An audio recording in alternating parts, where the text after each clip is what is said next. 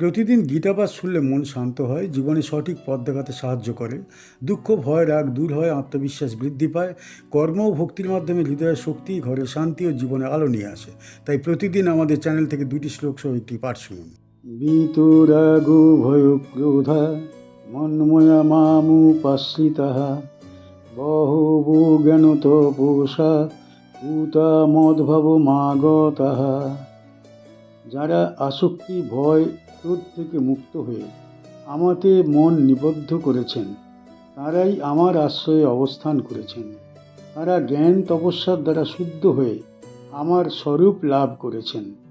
বিত অর্থাৎ সম্পূর্ণ মুক্ত, রাগ মানে আসক্তি, ভয় মানে আশঙ্কা, ক্রোধ মানে রোষ, মনময়া মানে আমাতে মন নিবদ্ধ, মাম অর্থাৎ আমাকে, উপাশ্রিতা অর্থাৎ আশ্রয় গ্রহণকারী, বহব মানে বহু মানুষ, জ্ঞান তপসা মানে জ্ঞানরূপ তপস্যার দ্বারা, পুতা অর্থাৎ পবিত্র, মদভাবম অর্থাৎ আমার স্বরূপ, আগতা মানে প্রাপ্ত হয়েছেন।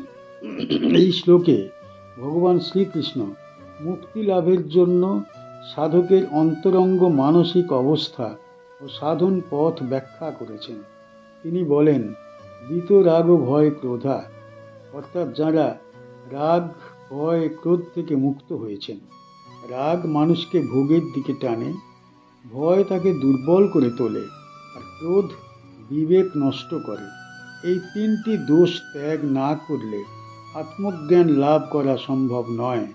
তাই ভগবান বলছেন, যারা এই মানসিক বন্ধন অতিক্রম করেছেন, তারাই উচ্চতর আধ্যাত্মিক অবস্থায় পৌঁছাতে পারেন।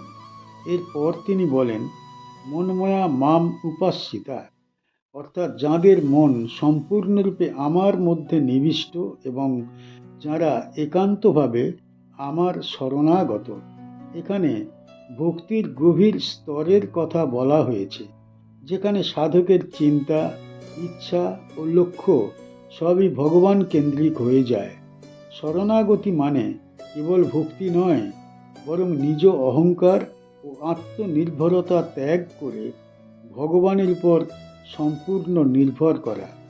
পরবর্তী অংশে বলা হয়েছে, বহবহ জ্ঞান তপসা পুতা অর্থাৎ বহু সাধক জ্ঞান ও তপস্যার দ্বারা শুদ্ধ হয়েছেন। এখানে জ্ঞান মানে আত্মতত্ত্ব ও ঈশ্বর তত্ত্বের সঠিক উপলব্ধি এবং তপস্যা মানে ইন্দ্রিয় সংযম, সাধনা ও আত্মসংযম। এই দুয়ের সমন্বয় সাধকের অন্তরকে পরিশুদ্ধ করে, অজ্ঞান ও বাসনাকে ধ্বংস করে।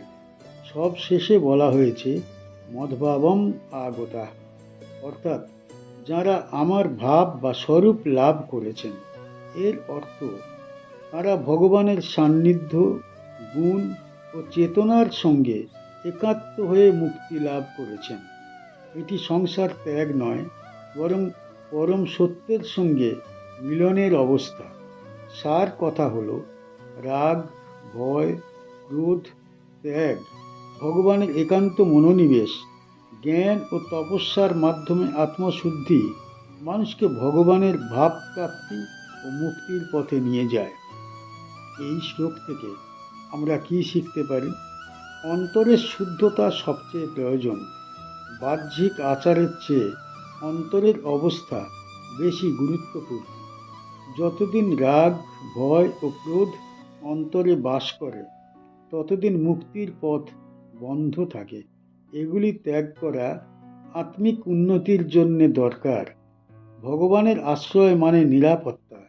যিনি ভগবানের আশ্রয়ে নিজেকে সমর্পণ করেন, তিনি একাকী নন। জীবনের দুঃখ, সংকট ও অনিশ্চয়তার মধ্যেও তিনি অন্তরের শক্তি লাভ করেন।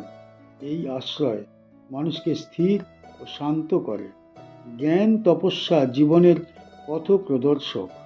অজ্ঞানী জীবনের মূল বন্ধন। জ্ঞানরূপ তপস্যা সেই অজ্ঞান দূর করে। শাস্ত্র চিন্তা, আত্মসমালোচনা, ঈশ্বর স্মরণ এই 3-এর মাধ্যমে জ্ঞান তপস্যা সম্পূর্ণ হয়। মুক্তি বহু মানুষের পক্ষেই সম্ভব। ভগবান বলেছেন, বহব অর্থাৎ বহু মানুষ এই পথে অগ্রসর হয়ে সফল হয়েছেন। মুক্তি কেবল নির্বাচিত কয়েকজনের জন্য নয়, যিনি আন্তরিকভাবে এই পথ গ্রহণ করেছেন তাঁর পক্ষেও মুক্তি সম্ভব। এই শ্লোক আমাদের শেখায় যে জীবনের চূড়ান্ত উদ্দেশ্য ভগবানের স্বরূপ লাভ।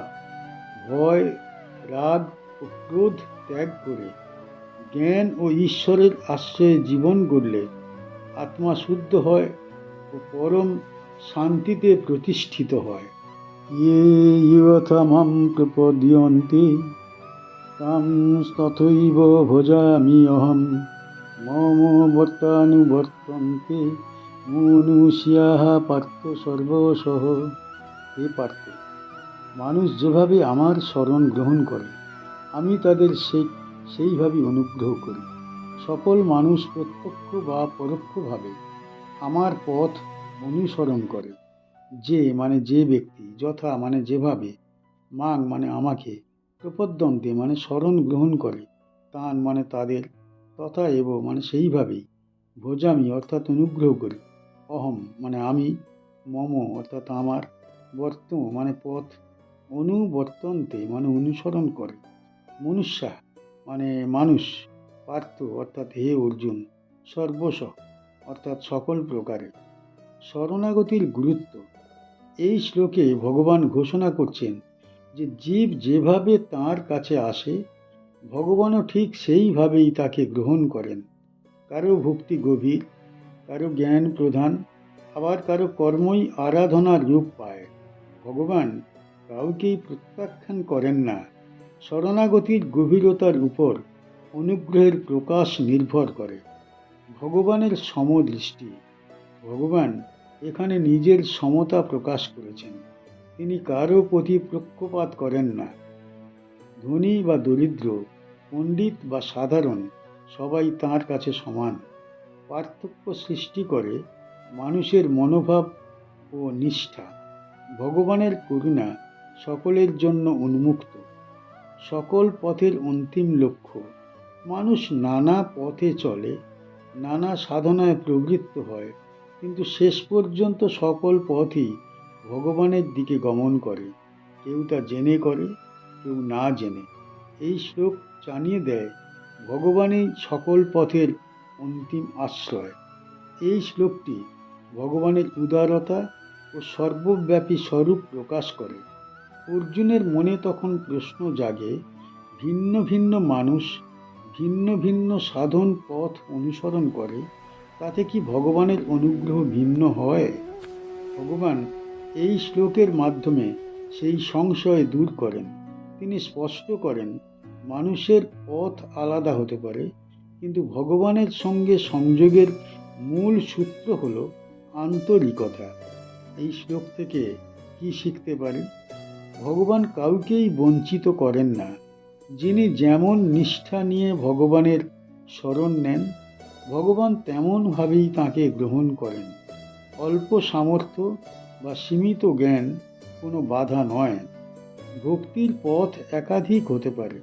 কেউ জ্ঞান চর্চার মাধ্যমে, কেউ কর্মের মাধ্যমে, আবার কেউ সরল ভক্তির মাধ্যমে ভগবানের কাছে পৌঁছায়।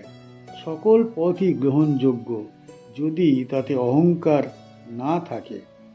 জীবনের সকল গতি ঈশ্বরমুখী। মানুষ ভাবতে পারে যে সে নিজের ইচ্ছায় চলছে, কিন্তু প্রকৃতপক্ষে সকল কর্মই ভগবানের নিয়মের মধ্যেই সম্পন্ন হয়। এই উপলব্ধি জীবনে বিনয় আনে। অন্যের সাধন পথকে অবজ্ঞা করা উচিত নয়। এই শ্লোক আমাদের শেখায় ভিন্ন পথ মানেই ভুল পথ নয়, ভগবানের দিকে যাত্রাই মুখ্য।